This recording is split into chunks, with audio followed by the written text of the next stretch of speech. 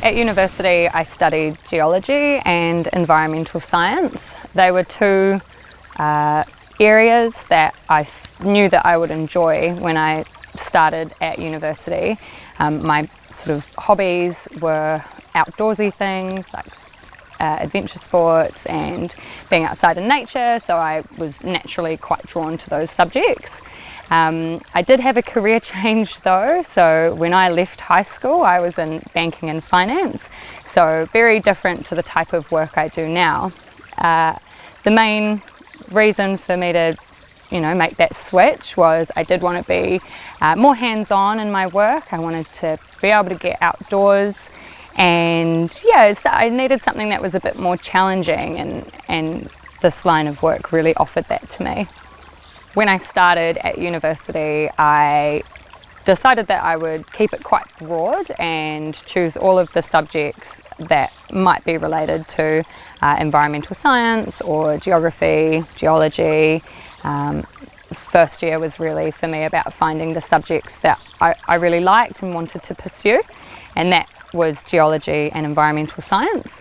And so as I was narrowing down what my interests were and what I would like to pursue in my career, geology and environmental science were at the forefront of that, and that's how I made my decisions. So fortunately I was able to get a job straight after completing my Masters, which was really exciting, and the job that I'm in now for OceanaGold is the environmental advisor up here at the Waihi mine site, and it's really exciting. I was thrilled to be able to move directly into a role like this from my time at university, and everything that I learned in my academic career I've been able to directly apply to the role that I'm in today. So it's really fulfilling, and it gives me a lot of satisfaction knowing that these skills that I learned firsthand throughout university, particularly the field work, that has applications in the role that I do today. So an average day in the environmental department looks like freshwater monitoring. So we monitor the streams and the rivers that run through Waihi to make sure that the activities that we do within the mine are not having adverse effects on those ecosystems. So we monitor the freshwater systems for different metals, total dissolved solids, and a whole host of other analytes and aspects that might impact on the health of that ecosystem. We also do groundwater monitoring, dust monitoring to make sure that the town isn't getting too much dust off our active work site. We do noise monitoring and vibration monitoring as well. Once I've developed my skills in all the different areas of environmental monitoring, I would like to potentially pursue starting my own environmental consultancy.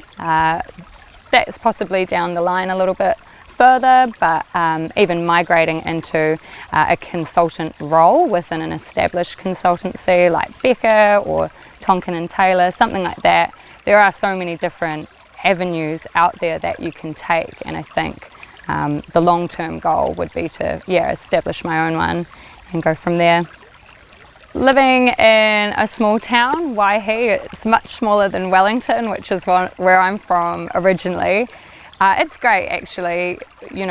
Coming from a big city, there is a lot of hustle and bustle, which I really enjoy, but being able to come away from all of that, the busy roads, the parking, all of that craziness, and come to a small town that's next to the ocean. The weather's really beautiful, it's great, and I think, one of the reasons, talking to people now that I've moved here, one of the reasons that they stay is because of the people, and you really notice the community when you come to a small town, something that, being in a larger city you can sometimes miss. So I'm really enjoying it here. Mining is a male-dominated industry, that's the reality. I think though, when I got this job as the environmental advisor, I was apprehensive before I started, but as soon as I got here, I realised that actually in the office that I work in, it is really diverse. And what I was really stoked to see was a lot of women in roles higher up in the department. So there's a whole range of women in leading roles in the geology department, which I was really delighted to see, but also quite surprised. So that was awesome. And I think that's the way that it is heading a lot these days. There are fantastic women in the industry that are getting recognised. So don't let that put you off. I think there's a stereotype in place of, you know, big mining companies move into an area, they extract what they need, and then they pack up and leave. And, you know, historically there might have been instances of that, but here in New Zealand, we just can't do things like that anymore. And I don't believe that any mining operation in New Zealand is trying to do that. You know, the RMA, for example, holds us to account. You know, we can't just adversely impact the environment and pack up shop and walk away. So one of the really awesome things about OceanaGold is that during operations, and, you know, even way before the point of which they've exhausted the resources in an area, they've put measures in place to know how to rehab that area. And Reefton is a really fantastic example of that in the South Island, where you know, mining operations have ceased, the mine's been closed, and now they've got permanent employees down there, and their sole responsibility is rehabilitating that site and making sure that that site and the, you know, environmental stewardship of that site continues into the future.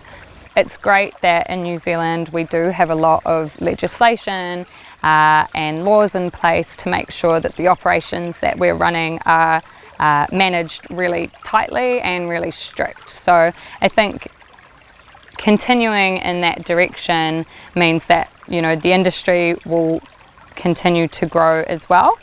I think as well, though, now that the government has committed to going carbon neutral by 2050, there are going to have to be big changes made, and I'm really excited to see what the extractive industries do with that here in New Zealand, because it will mean big changes, but it's changes that we need to make, and it's really exciting in terms of what we can do with our technology, what we can do with our methods of extraction, how we can improve our supply chains. I think there's just so much potential, and even in those areas that will open up a lot of doors and opportunities for different careers and different work. My advice for anybody that's just starting out with their degree, or even halfway through their degree, or maybe if you're right at the end of your qualification, is just to pursue the things that you enjoy the most.